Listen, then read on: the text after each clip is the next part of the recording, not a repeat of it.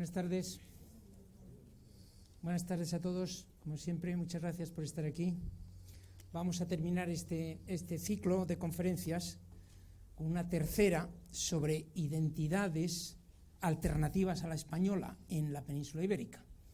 Hablamos el primer día de mitos en general, el segundo día hablamos de historia de España, pero ya vimos que había mucho contenido mítico en la historia de España, sobre todo en los orígenes, naturalmente, a medida que nos vamos aproximando a los tiempos actuales y a medida que tratamos de etapas más cercanas, pues hay menos elementos míticos.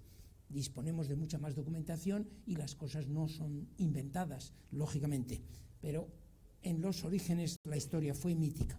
Vamos hoy entonces a otras identidades ibéricas, al uso de la historia, mítico también, como verán en muchos casos, para legitimar demandas políticas, que en el fondo es lo que estamos viendo que es para lo que sirve la historia en estos casos.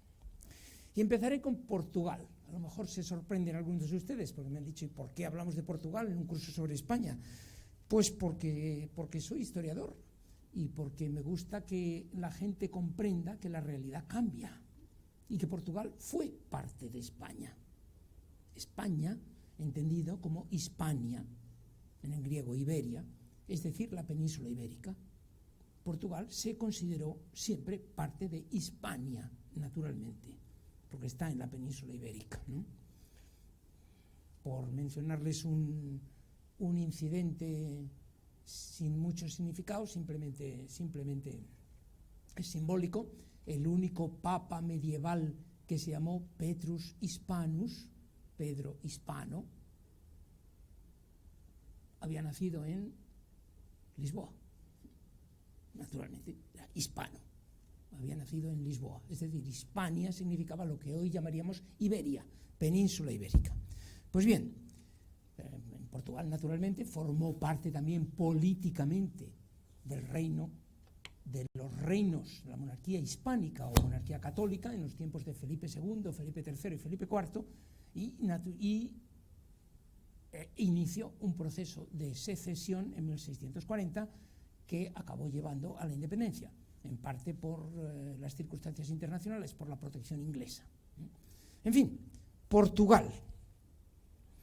¿Cómo comienza la historia en Portugal? Pues como en otros reinos peninsulares, ya lo veremos, como vimos que empezaba en Castilla, es decir, como crónicas regias escritas en latín y procedentes de ámbitos eclesiásticos, y con una finalidad, con un destino, que era legitimar a la dinastía reinante. Normalmente la manera de legitimar a la dinastía reinante consistía en anclarla en los godos. Venían de los visigodos, los godos habían sido los reyes de Hispania y por tanto habían sido injustamente expulsados de una manera ilegítima por los musulmanes y por tanto lo que se trataba era de restaurar el reino godo. En la Edad Media en general no se usa el término reconquista. El término reconquista es muy tardío, es de finales del siglo XVIII, comienzo del XIX, pero sí se habla de la restauración de España, o restauración de la Iglesia, o restauración del pueblo godo. Se habla de restauración, que en el fondo es la misma idea que reconquista. Pues bien, los monarcas portugueses, con arreglo a estas crónicas regias, que proceden de los siglos XIII, XIV, las primeras, los monarcas portugueses procedían de la monarquía goda, a través de don Pelayo, naturalmente. Don Pelayo, que era de la familia real goda, con arreglo a las crónicas de Alfonso III de Asturias, y a eso lo había transmitido esa legitimidad a la monarquía asturiana, de ahí a la Galicia, a la leonesa y a la de Castilla. Y de Castilla se había desgajado Portugal.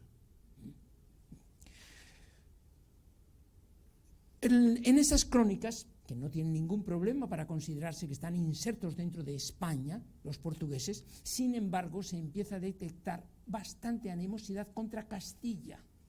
Una cosa es formar parte de España y otra cosa es formar parte de Castilla, y eso es lo que los portugueses no toleran. el conde de Portugal, que se acaba convirtiendo en rey de Portugal, se rebela contra Castilla, naturalmente no contra España, porque España no existe.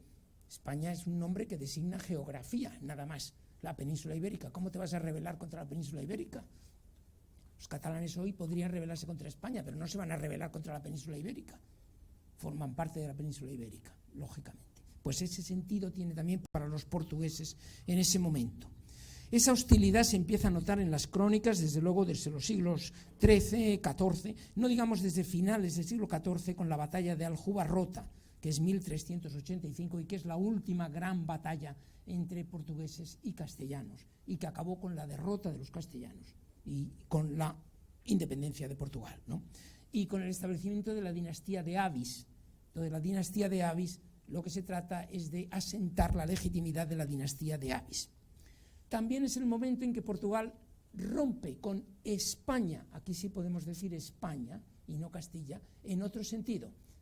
Elimina a Santiago como patrono, porque Santiago era el patrono de Portugal también, y se aparece en algunas batallas en que los portugueses conquistan ciudades frente a los musulmanes. Pero he aquí que en la batalla de Aljubarrota contra los castellanos, los portugueses llevan a Santiago, los castellanos llevan a Santiago. ¿Cómo es posible que Santiago esté protegiendo a dos ejércitos que se están matando a muerte? Los portugueses tienen como aliados a los ingleses, y los ingleses traen a San Jorge, St. George. Y los portugueses entonces deciden que cambian y se ponen St. George, San Jorge en portugués. Y San Jorge demuestra, por el resultado de esa batalla, que puede más que Santiago, con lo cual los portugueses cambian de patrono y empiezan a tener a San Jorge, que es hoy el patrono de Portugal, pero hasta hace no mucho, hasta el siglo XIV, finales del XIV, fue Santiago su patrono. En algunas crónicas del siglo XV, alguna muy interesante de Fernão Lopes, un archivero portugués de enorme calidad como historiador para lo que es esa época, se presenta la historia de Portugal como la historia del pueblo de Israel. Interesante. Portugal perseguida por Castilla, como el pueblo de Israel está perseguido por los madianitas o por los asirios o por los distintos enemigos a los que se esté enfrentando. Y la victoria de la casa de Avis anuncia la llegada de la séptima época bíblica. Es decir, lo que se trata es de identificar a la casa real portuguesa, se trata de identificar a Portugal con la casa real portuguesa, identificar a la casa real portuguesa con los reyes del pueblo de Israel, que son los únicos reyes de la historia nombrados directamente por Dios, por Jehová, lo cual naturalmente les da una legitimidad enorme. Si van ustedes al Escorial y observan qué simbología política hay en el Escorial, a quién recurre Felipe II en el patio más importante del Palacio Monasterio del Escorial, ¿quién recurre? ¿Lo recuerdan? A Viriato, a don Pelayo, a alguno de los emperadores romanos llamados españoles, Teodosio, etc. No, allí encuentran ustedes a Salomón, a David, a los reyes bíblicos. Felipe II se considera sucesor de los reyes bíblicos, monarcas nombrados directamente por Jehová y que aspiran naturalmente a regir el universo entero. Dense cuenta que en ese momento las legitimidades no son las de las épocas de los nacionalismos. No puede imaginar a nadie a Felipe II con una bandera roja y gualda. No sabía lo que era eso, ¿no? O a Carlos V o a Felipe IV, da igual, a ninguno de ellos. Es muy posterior, es un símbolo, los símbolos nacionales son muy posteriores a esa época y los monarcas de esa época se consideran, los grandes monarcas de esa época aspiran a ser sucesores del pueblo de Israel, claro está, de los reyes del pueblo de Israel. Pues esto hacen también los monarcas portugueses, en este caso. En el siglo XVI, y dejaremos a Portugal enseguida, siglo XVI y comienzo del XVII, pues hay dos crisis. Primero, la crisis de 1578, que es el momento en que Portugal se queda sin rey, porque su joven rey de 18 años se marcha a África y desaparece, el rey don Sebastián, y desaparece en una aventura, muere, se supone, y ese es el momento en que Felipe II dice, aquí estoy yo, soy el pariente más cercano y me toca heredar ese reino, y por si acaso hay alguna duda, envío a un ejército muy poderoso al mando del duque de Alba, que hace que Portugal se vea obligada a someterse y a integrarse en la monarquía hispánica. Pero en ese momento hay también una serie de libros de historia que intentan explicar que Portugal es independiente de España y debe serlo por razones históricas. Uno de ellos, el más interesante, es el de Fernão de Oliveira, un dominico, autor, por cierto, de la primera gramática portuguesa, que escribe una historia de Portugal. Creo que también es la primera historia de Portugal. Y en esa historia de Portugal cuenta el milagro de Eurique. El milagro de Eurique es un milagro que se produce en el momento en que el conde de Portugal, todavía no es rey, Afonso Henriques, está preparándose para conquistar la ciudad de Eurique, una ciudad en manos de los musulmanes que está defendida por 5 reyes musulmanes. Y la noche anterior a la batalla está, como debe hacer un buen rey, leyendo la Biblia. Y en ese momento se le aparece Jesucristo, nada menos. Y Jesucristo le enseña sus 5 llagas para demostrarle que es Jesucristo, y le dice que se anime, que ponga las 5 llagas en su escudo, que la batalla de mañana la va a ganar. Y que a continuación le ofrecerán la corona de Portugal, y que la acepte, porque es voluntad suya, de Jesucristo, que Portugal sea un reino independiente. El conde Afonso Henriques conquista Eurique, llevando un pendón con 5 manchas rojas. Y está hoy día todavía en el escudo de Portugal. En la bandera portuguesa, que solo tiene 2 colores, hay en el centro un pendón con 5 manchas rojas, que son las 5 llagas de Cristo, o los 5 reyes musulmanes que fueron derrotados en la batalla de Eurique. Naturalmente, a continuación le ofrecen la corona de Portugal, y Afonso Henriques la acepta y pasa de ser conde de Portugal a rey de Portugal. Y además hay una bula papal, eso es otro historiador, un monje del monasterio de Alcobaça, que le añade una bula papal que concede el título de rey de Portugal al que hasta entonces ha sido conde, con lo cual su legitimidad es doble. Se lo da Jesucristo directamente y además su representante en la tierra, el Papa. En fin, los portugueses montaron aquí un gran tinglado legitimador, no hay duda, pero les sirvió de poco, porque Felipe II tenía un ejército muy superior y sencillamente se impuso y fue aceptado como rey de Portugal con ciertas condiciones en las Cortes de Tomar. La segunda gran crisis y última fue la de 1640, cuando en el momento de la Guerra de los 30 años el conde duque de Olivares está exigiendo hombres y armas a todos los reinos peninsulares que no son Castilla. Castilla ha dado ya a lo largo del siglo XVI todo lo que podía. Castilla está exhausta, era el reino más rico, el más poblado de la península, con gran diferencia.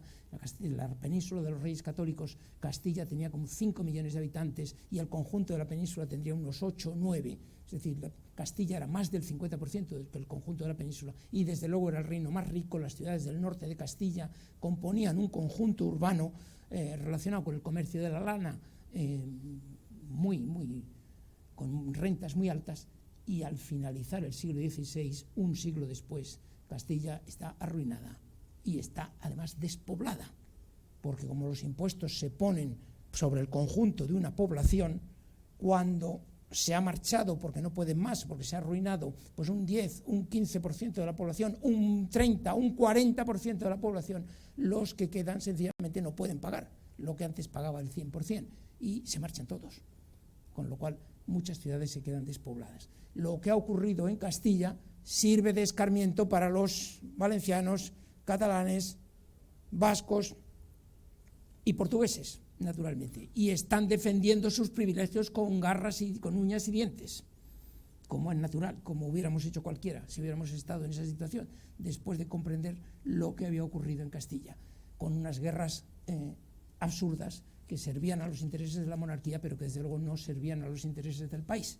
Y sencillamente los portugueses se resisten como pueden, igual que se resistirán los demás reinos peninsulares, pero llega el momento en que el conde duque de Olivares está exigiendo y les impone un tratado que se llama la Unión de Armas para que les den hombres y dinero para la guerra en Flandes, para la guerra en todo el norte de Europa, la guerra de los 30 años, y Portugal sencillamente se rebela. Y después de 27 años de guerra, acaban triunfando. Con la ayuda de Inglaterra, como decía antes, acaban triunfando. Sin embargo, en estos años, es curioso, no hay mucha producción teórica interesante. En el momento de la guerra no, fue en los momentos anteriores, cuando se produjeron esos libros de historia sobre la independencia de Portugal justificada por razones míticas. Otros reinos peninsulares, pues podríamos hablar de Navarra muy rápidamente, por orden casi cronológico, cómo van apareciendo las primeras crónicas. A comienzos mismos, a finales del siglo XII, comienzos del siglo XIII, empiezan a aparecer crónicas en Navarra que lanzan un mito importante, que es el de los fueros de Sobrarbe. Sobrarbe, que hoy día se llama Aínsa, o se llama Aínsa Sobrarbe, me parece. Sobrarbe se supone que es el lugar donde se refugiaron en medio de las montañas, cerca ya del Pirineo, donde se refugiaron unos 300 nobles godos después de la caída del reino de los visigodos a manos de los musulmanes. Y se refugian también unos ermitaños con ellos. Y como no saben cómo gobernarse, están buscando un príncipe godo, pero no hay entre ellos ningún príncipe godo, deciden redactar en un documento sus fueros o libertades y eligen a continuación a un noble al que convierten en rey después de jurar sus fueros o libertades, que respetará sus fueros o libertades. Ese rey se supone que es Íñigo Arista, primer rey de Navarra, y eso ocurrió allá por el siglo VIII, a comienzos del siglo VIII. Les estoy diciendo que esto se escribe a comienzos del siglo XIII, es decir, 500 años después. Pueden ustedes imaginar que 500 años después, en esa época, era una eternidad y que era muy fácil inventarse cosas. No se sabe nada de ningún rey que jurara los fueros y libertades navarras, a pesar de que se siguen repitiendo estas cosas todavía, incluso en las historias navarras, hoy, en en los más claramente identitarios o nacionalistas. De las crónicas navarras quizás se puede mencionar alguna otra, la del príncipe de Viana en el siglo XV, Crónica de los Reyes de Navarra. Es un libro lleno de disparates a partir de Túbal. No solo Túbal llegó a España, no solo Hércules llegó a España, sino que estuvo en España Pirro, estuvieron los caldeos, los alanos, que son los que trajeron el vascuence, y la evangelización de Navarra empezó el año 22, cuando Jesucristo no había empezado la evangelización en Judea, ya había empezado en Navarra, antes que nadie en el mundo, de ahí que los navarros sean tan católicos, porque fueron los primeros que se convirtieron al catolicismo. En fin, es un libro lleno de disparates, para decirlo de una manera clara, pero era muy propio de la época que se iniciaba. Aragón, fundida a veces con Navarra y a veces con Cataluña. Aragón también bebió del mito de los fueros de Sobrarbe, de los que hicieron jurar a Íñigo Arista antes de declararle rey, y de ahí que se hablara de las libertades aragonesas y de que el Justicia Mayor de Aragón hacía jurar las libertades aragonesas al rey antes de ser proclamado tal, antes de ser proclamado como rey. Como digo, es una historia inventada que no poseemos documentación de que haya ningún rey que llegara a jurar esto en la Edad Media. En Aragón las tensiones se desataron sobre todo en tiempos de Felipe II, allá por el año 1580, alrededor del caso de Antonio Pérez.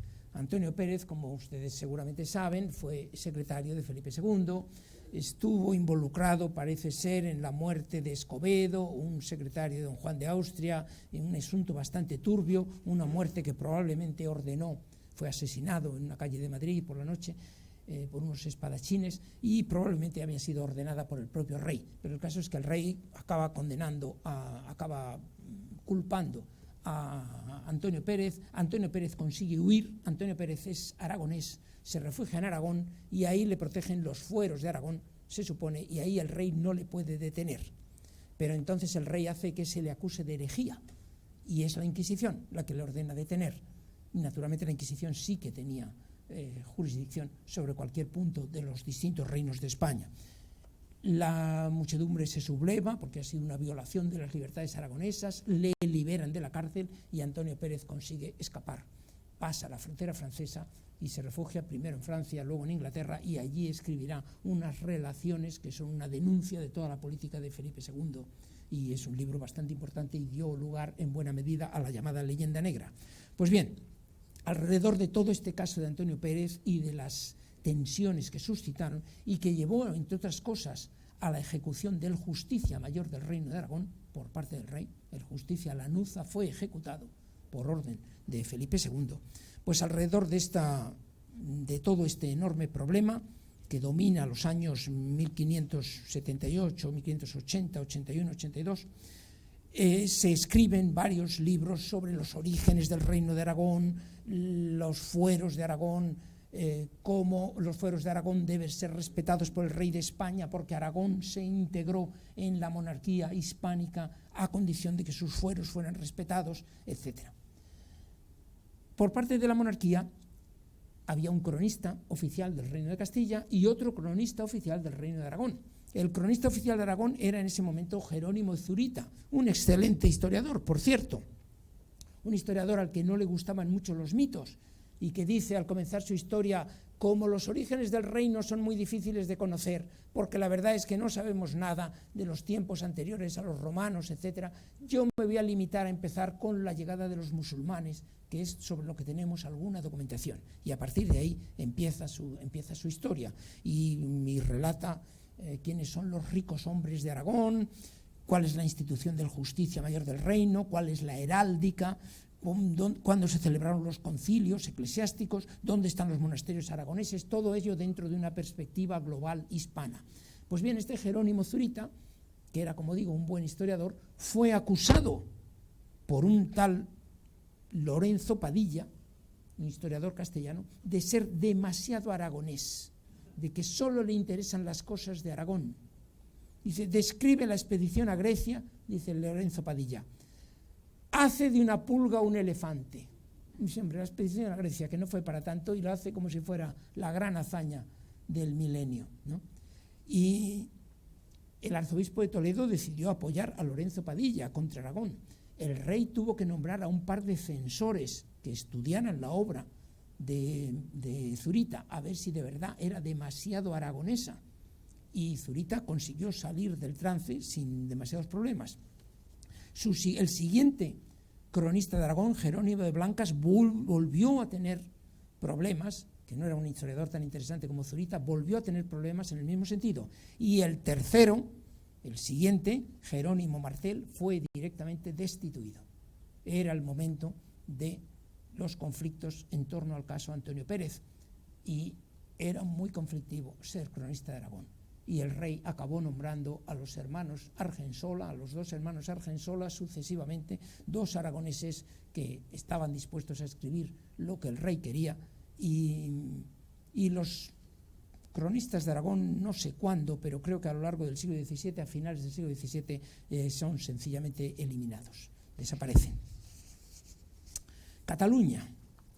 Cataluña empieza relativamente tarde las crónicas, muy avanzado el siglo XII, la gesta comitum Barcinonensium, es decir, las hazañas de los condes de Barcelona, en que se describen pues, las glorias del condado de Barcelona. Interesante, no se habla de Cataluña, se habla del condado de Barcelona. Se hablará de Cataluña, pero sobre todo de la primacía del condado de Barcelona.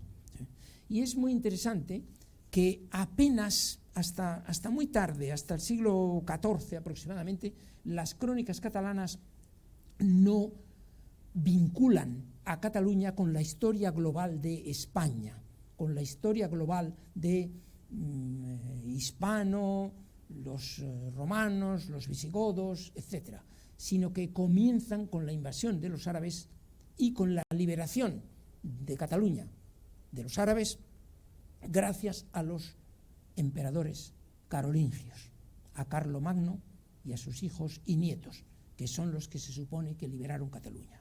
No solo liberaron, sino que el conde de Barcelona se casó con una nieta de Carlomagno, con lo cual, por las venas de los condes de Barcelona, corre la sangre carolingia, y de ahí que tengan primacía sobre cualquiera de los condados catalanes. Los demás condados catalanes tienen que rendirles pleitesía a los barceloneses. En el siglo XIII se producen 4 grandes crónicas muy importantes, las más importantes que se producen casi en la península. Bueno, no las más importantes, porque está la de Jiménez de Rada y la Crónica General de España, pero las de Jaime I, Pedro III el Grande, Pedro IV y la gran etapa del siglo XIII, comienzo del XIV, narrada por Ramón Muntaner, ¿no?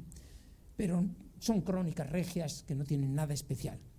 A partir del siglo XIV se va notando que van conectando más con el pasado peninsular común, incorporan a los visigodos, incorporan mitos como el de Túbal, etc. Hércules, los romanos, los reyes aragoneses. Es una especie de crónica peninsular general, en la cual se desgaja el reino de Aragón y dentro de ello los condados catalanes, con Barcelona con su primacía. En el siglo XV hay 2 autores muy importantes, Pere Tomic, que inventan además nuevos orígenes para Cataluña y una nueva manera de justificar sus pretensiones políticas. Pere Tomic, que escribe unas historias y conquestas del rey de Aragón y comtes de Barcelona en 1438. Y aquí hay un giro en los antecedentes catalanes. Se inventa un personaje que se llama Otger Cataló. Otger Cataló era un noble visigodo, se supone, que en el momento en que los musulmanes invaden y arrasan Cataluña, se refugia en el Pirineo, malherido, y allí es lamido por un perro fiel, sus heridas son limpiadas por un perro fiel que se las lame constantemente, y es alimentado por una cabra y se recupera. Y cuando ya tiene fuerzas, está recuperado, hace sonar su cuerno y llama a la rebelión contra los musulmanes. Y aparecen 9 caballeros que se le suman.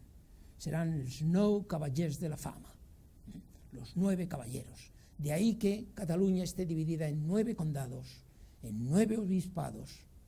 Son las 9 grandes familias. Y de ahí que los que no vinieron a contestar a la llamada de Otger Cataló sean hoy día siervos y tienen que trabajar en el campo para que vivan noblemente los descendientes de los 9 caballeros de la fama. Esta es la historia que se inventa Pere Tomic, que como verán pues está justificando muchas cosas, entre otras cosas la sumisión del campesinado.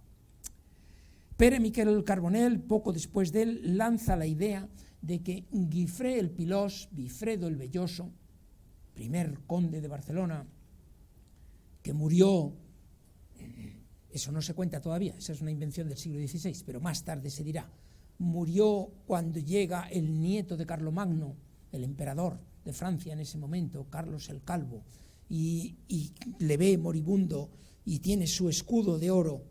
Y entonces Carlos el Calvo mete sus 4 dedos en la herida enorme que tiene en el pecho Bifredo el Velloso y traza 4 barras rojas sobre el escudo dorado. Y de ahí viene la enseña catalana, la cuatribarrada, la señera. Pues bien, esta es una invención del siglo XVI, no es de ese momento todavía, pero sí es de ese momento lo que lanza Pere Miquel Carbonell, de que Guifré el Pilós venía de Baviera, Alemania, era godo, y de ahí que Cataluña fuera llamada Gotoalandia, porque están los godos y los alanos, Gotoalandia, y de ahí viene Cataluña. Una invención, porque estos historiadores eran unos filólogos aficionados y con mucha inventiva, desde luego.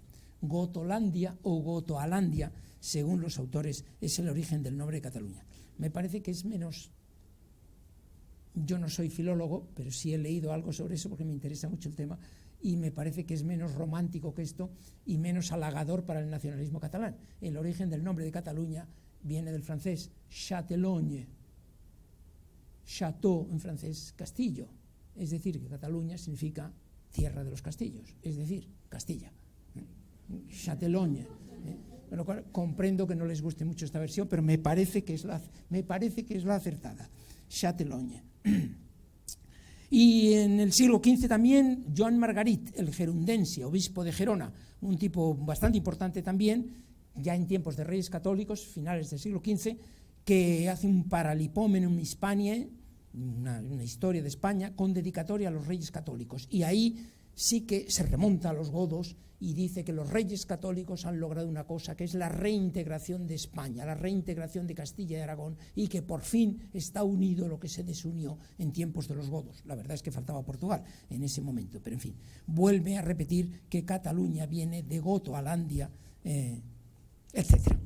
En los siglos XVI y XVII, la invención de antigüedades se dispara, como es propio de la época barroca, igual que ocurrió con España, y les contaba a ustedes el otro día. En la época barroca se inventan antigüedades, se tiene a intelectuales o a historiadores pagados para que se inventen documentos demostrando la antigüedad de las reivindicaciones políticas de la familia o de la corporación a la que sirvan, y en Cataluña ocurre lo mismo. Francesc Tarafa, por ejemplo, escribe una historia en latín en la cual añade un documento que dice que ha encontrado en la Catedral de Barcelona y que es nada menos que un privilegio del año 844 de Carlos el Calvo, el nieto de Carlomagno, que concedió a los catalanes, reconoció a los catalanes sus fueros y libertades a cambio de que se integraran en el imperio como marca hispánica. Es decir, que ellos se sometieron al emperador según su libre y pronta voluntad. Y cualquier rey que infrinja estos fueros y libertades no es un monarca legítimo en Cataluña.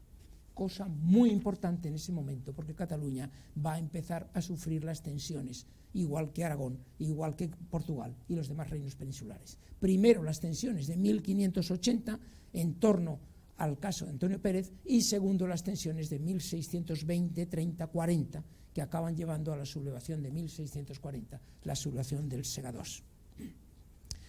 Esas tensiones se reflejan en libros de historia que vuelven a reinventar los orígenes de Cataluña en tiempos de la invasión de los musulmanes. Francesc Comte, en 1586, escribe un libro de historia en el cual habla de los catos, un pueblo germánico que se llamaba así, catos, porque venía de los campos cataláunicos.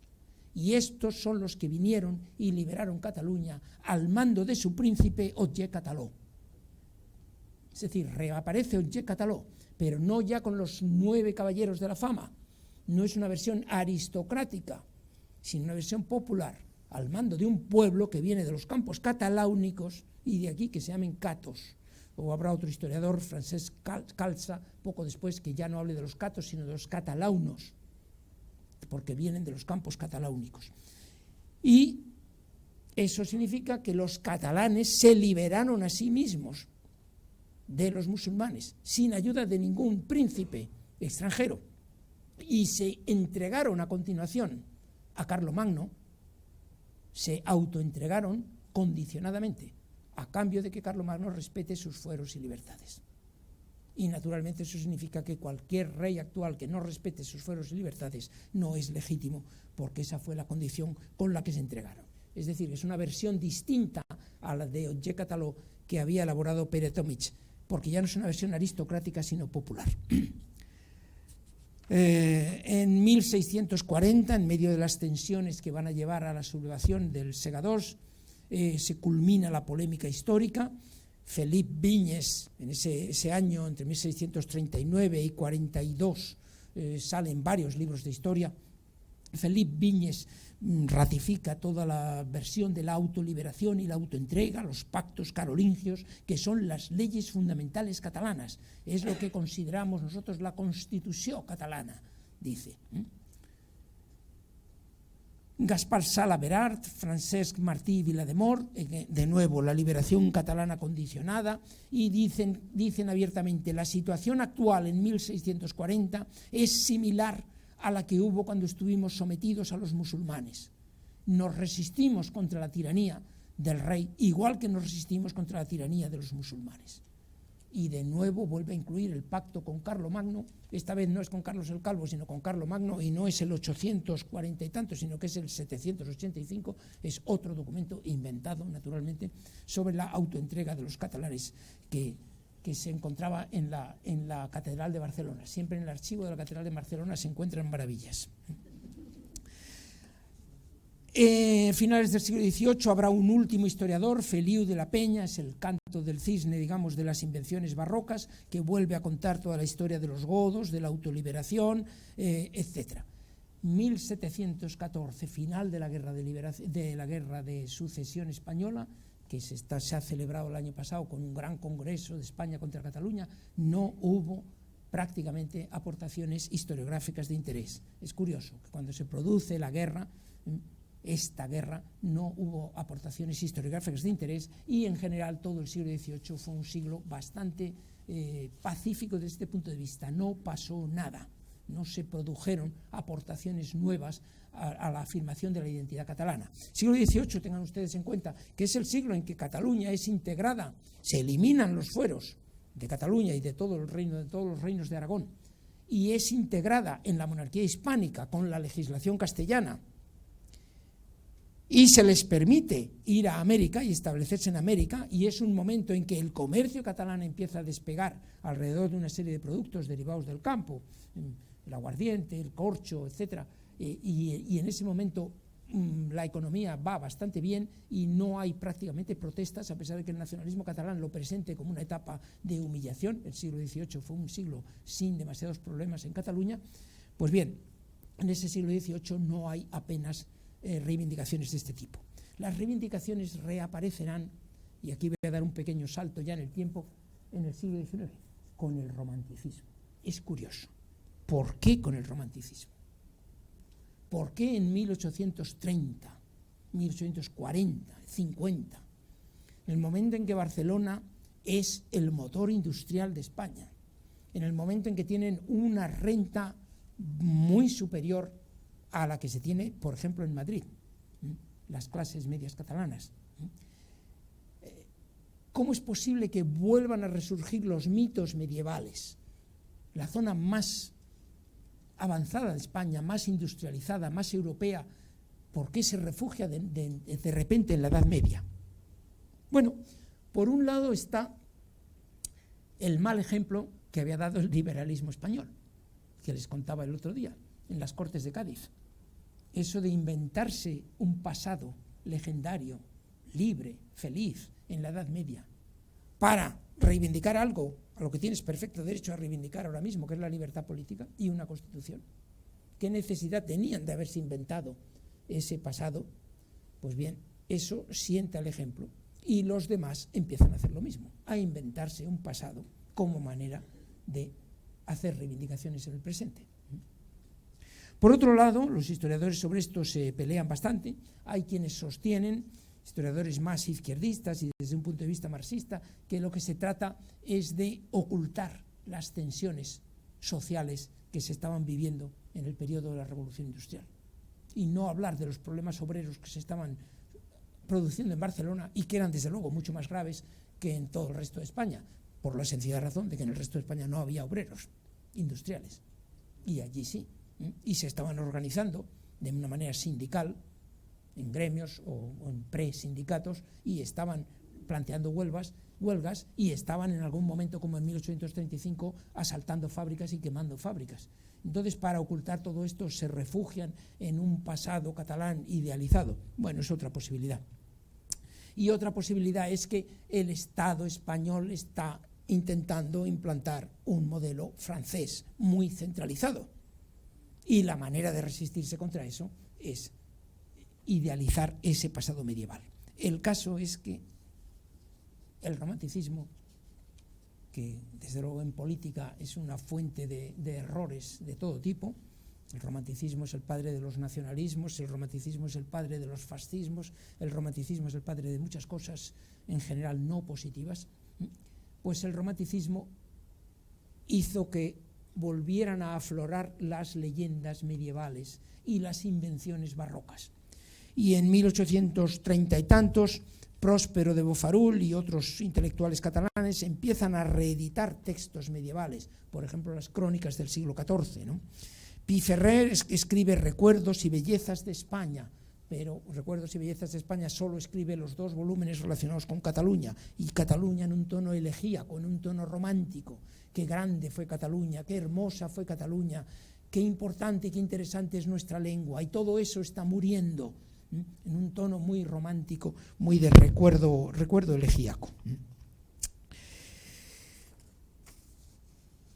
En 1859 se realizan por fin los Juegos Florales, Jocs Florals. Los Jocs Florals se hacen por parte de Milà i Fontanals y otros políticos conservadores, intelectuales conservadores. Milà i Fontanals fue el maestro de Menéndez Pelayo, por Víctor Balaguer, un liberal, y lo que se trataba en los Juegos Florales era de premiar poesías escritas en la lengua catalana. Pero en general son poesías que cantan las glorias catalanas de la Edad Media, pero no en un tono antiespañol. No es un embrión de nacionalismo, es solo una reivindicación cultural y especialmente lingüística. Más tarde irán dando el salto hacia el nacionalismo. Eso se produce en la segunda mitad del siglo XIX, en primer lugar con el problema de la codificación del Código Civil. Se está planeando el Código Civil desde comienzos del siglo XIX, porque Napoleón había hecho el Código Civil en Francia en 1805, y en España se había intentado imitarle. Ya se había pensado en hacer algo parecido por parte de José Bonaparte y por parte de las Cortes de Cádiz. Los problemas políticos son muy grandes, y cuando por fin se está escribiendo el Código Civil y se va a aprobar es en los años 1880. En ese momento el Colegio de Abogados de Barcelona, no existe el Colegio de Abogados de Cataluña, el Colegio de Abogados de Barcelona se da cuenta de que su trozo de pastel va a verse invadido por otros abogados de toda España, porque ya no se va a juzgar las cosas con arreglo a las leyes catalanas, sino con arreglo a las leyes españolas generales en derecho civil.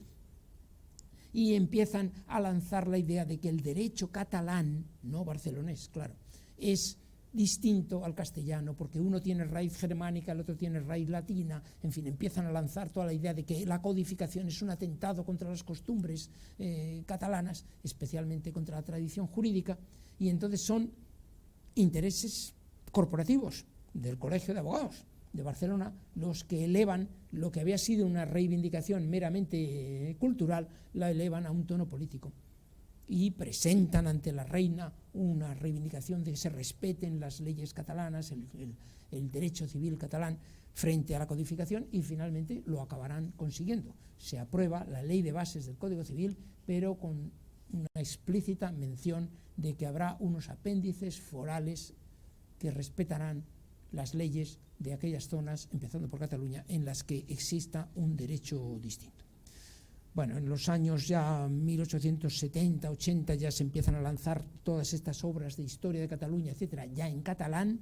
Hasta entonces todo había sido en castellano, y ahí se empieza a lanzar en catalán, y finalmente pues llegará la generación de Prat de la Riba y de Verdaguer y Gallís, que añaden, entre otras cosas, un toque racista, porque Prat de la Riba sostiene que la raza catalana es una raza aria, mientras que la raza castellana es africana, explícitamente bereber, y que los catalanes pues son productivos y trabajadores y racionales y organizados, mientras que los españoles son impulsivos, emocionales, vagos, en fin, incapaces de adaptarse a la modernidad. Y ahí será ya el salto, naturalmente, hacia el nacionalismo del siglo XX.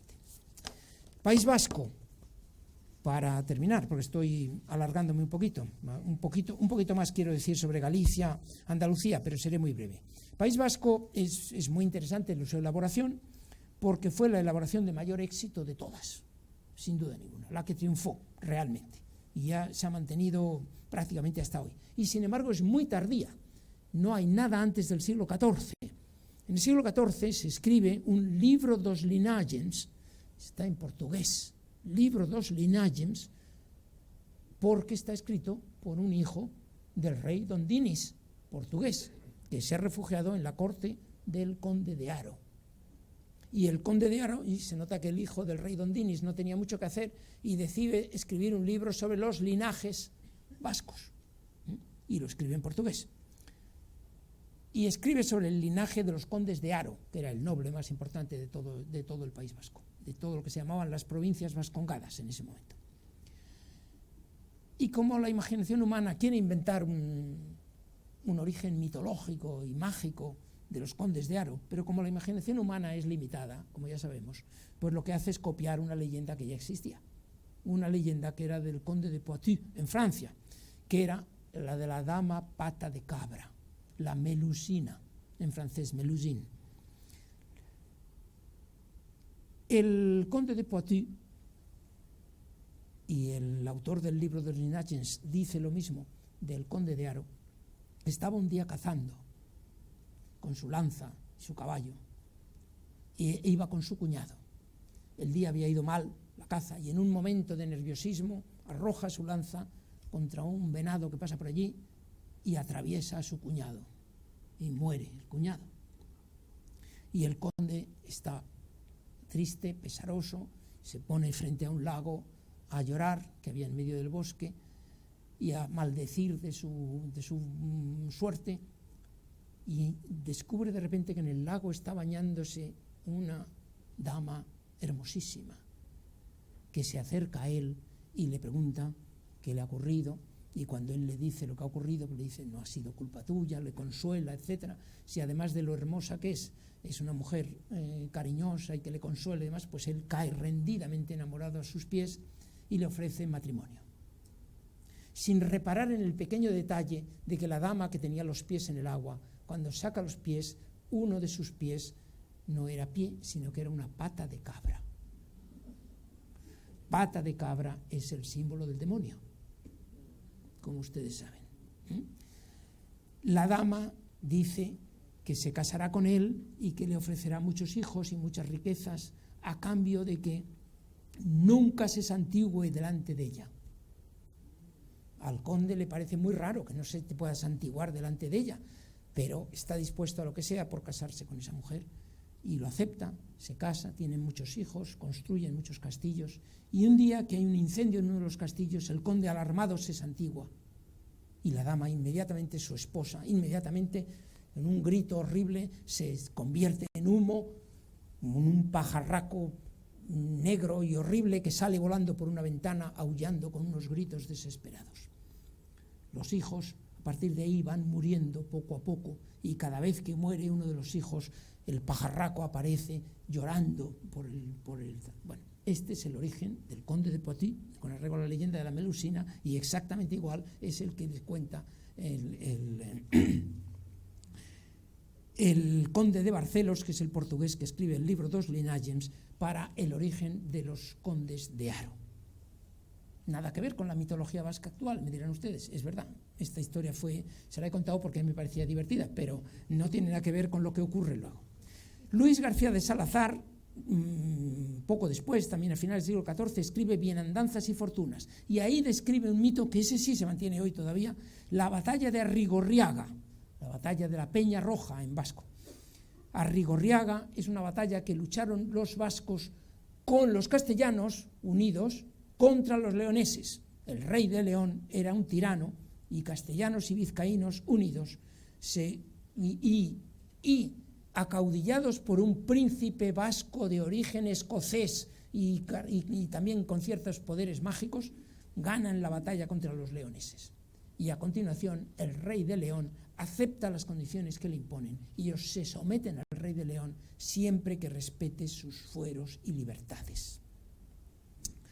Finales del siglo XV ocurre otra cosa más que se va a añadir a la mitología, que es la expulsión de los judíos. Los judíos fueron expulsados en España, en el conjunto de los reinos de los reyes católicos, Castilla y en Aragón, en 1492. En las provincias vascongadas, lo que se llamaba entonces Vizcaya, o provincias vascongadas, no se hablaba de los vascos. Vasco es un neologismo que viene del francés, basque, y que es del siglo XIX. Fueron expulsados un poquito antes, en 1486, 6 años antes. Pero eso les sirve para presumir de que allí nunca hubo judíos, que siempre fue una tierra limpia de sangre. Nunca estuvo contaminada con sangre manchada, sangre de judíos. Algún autor sostiene, creo que con mala intención,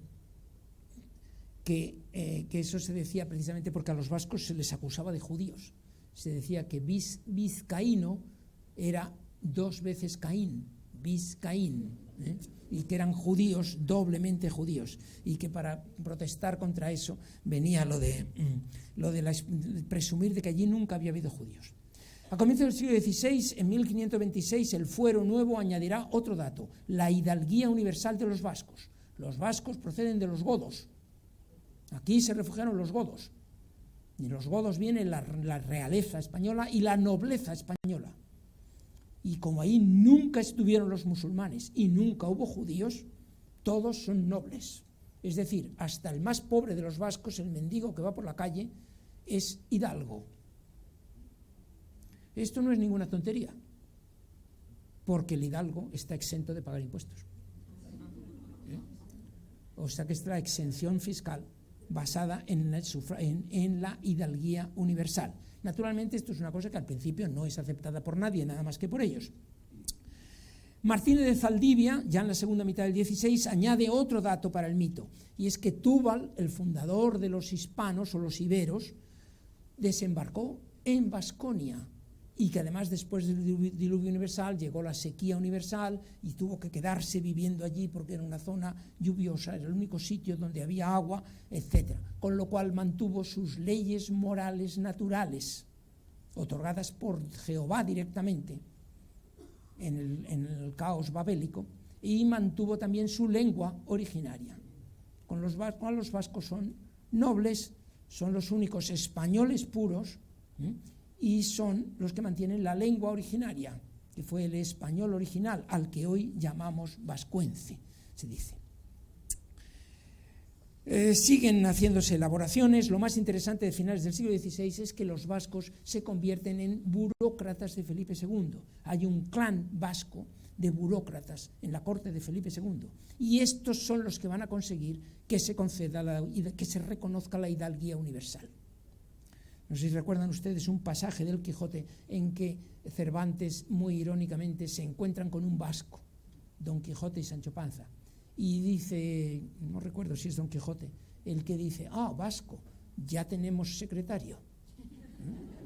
Los vascos eran secretarios de Felipe II, eran los que manejaban la pluma, y esos vascos son los que van a conseguir que en tiempos de Felipe II se prohíba que alguien ponga en cuestión los privilegios vascos y los fueros vascos. Andrés de Poza escribe un libro, Apropiación vizcaína completa de todo el patrimonio cántabro, escribe un libro, no recuerdo cómo se titula el libro, en que dice que la lengua vasca, que es superior al hebreo, que es incluso más antigua que el hebreo, que los vascos han sido siempre libres, que no fueron dominados ni por los romanos, ni por los visigodos, ni por los musulmanes, que mantienen la lengua originaria de Túbal, etcétera, etcétera, que son todos nobles por nacimiento.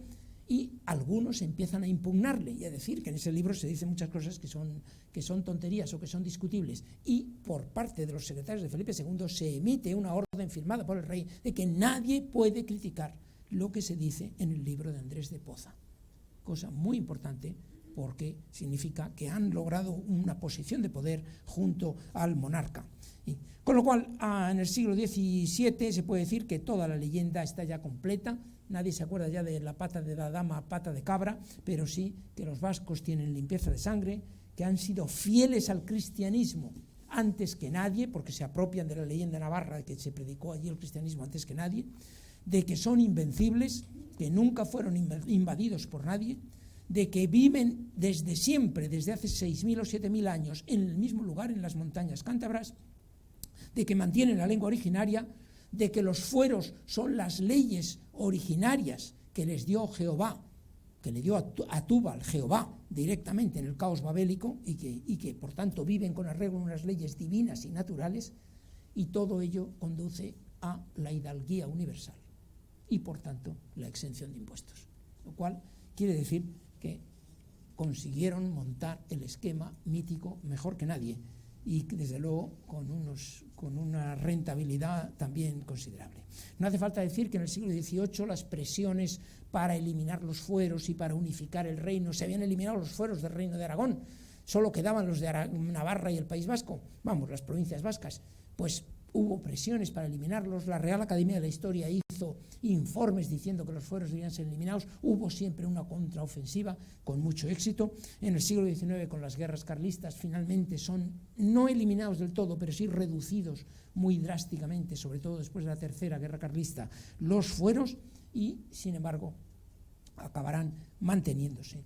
Y en el siglo XX, como saben, consiguen ser recuperados. Franco se los concede, a pesar del carácter centralista de Franco, los concede a dos, a Navarra y Álava, por haber dado tal cantidad de voluntarios en la guerra civil para Franco. Solo de Navarra y Álava unos 80.000 voluntarios en el ejército de Franco.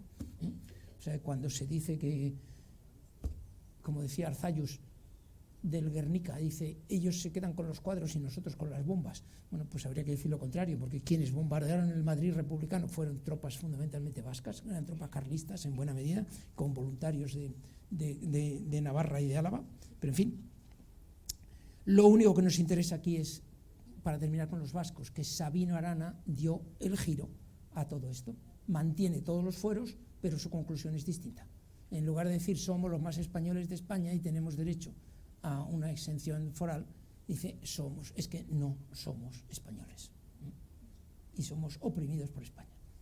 Y naturalmente este es el origen del nacionalismo ya del siglo XX y XXI.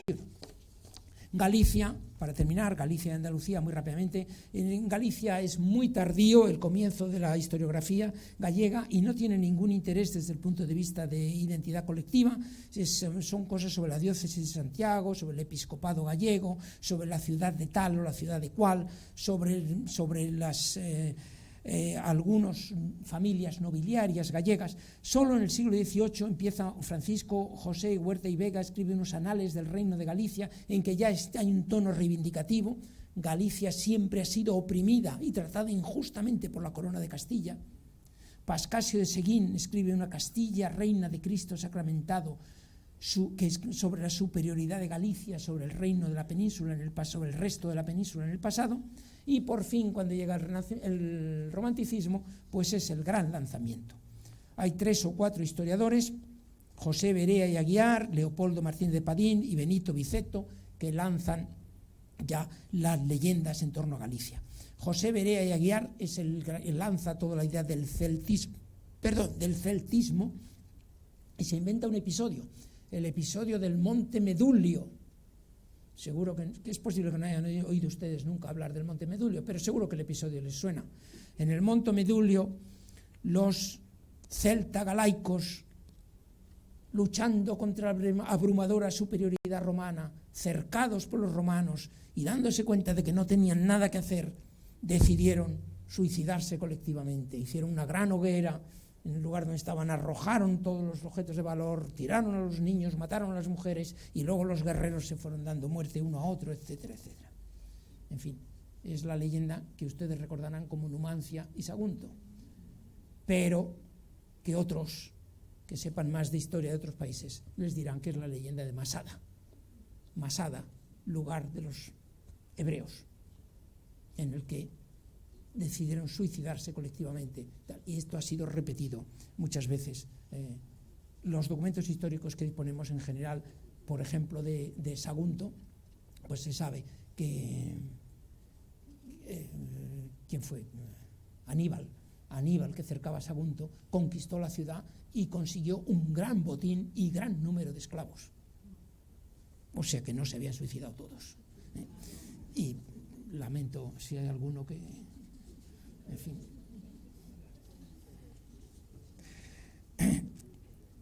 Benito Viceto va a seguir con la historia de Galicia, una historia folletinesca basada en Walter Scott y en Víctor Hugo. Es el momento del romanticismo.